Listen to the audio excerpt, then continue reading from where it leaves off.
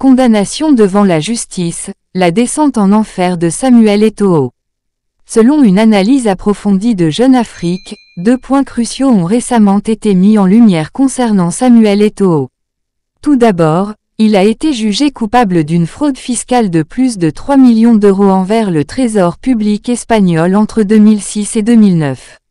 En juin 2022, il a reconnu sa culpabilité et a été condamné à une peine de 22 mois de prison.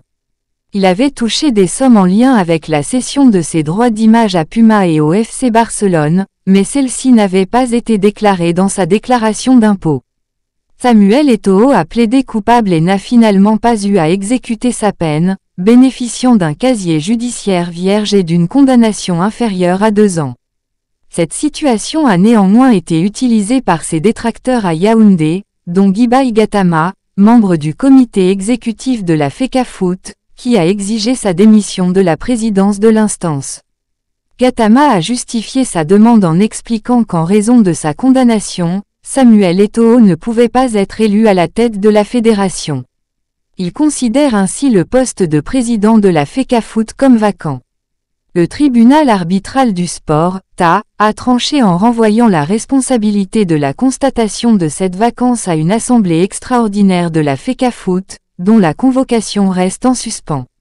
Jusqu'à ce jour, Samuel Eto'o reste président, quoique contesté, de la fédération.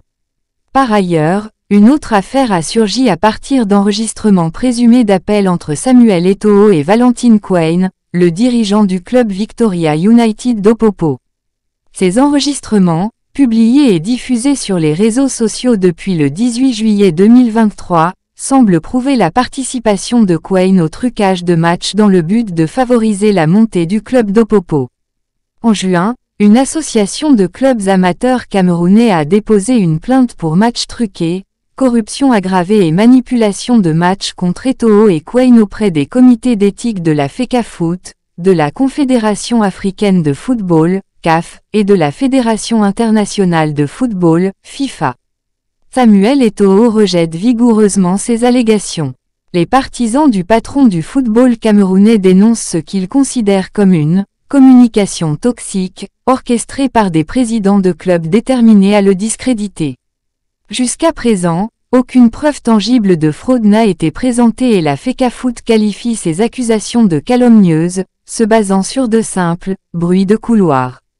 Ces 2 dossiers, abordés en profondeur par Jeune Afrique, illustrent les défis complexes et les enjeux auxquels Samuel Eto'o doit faire face dans le paysage du football camerounais.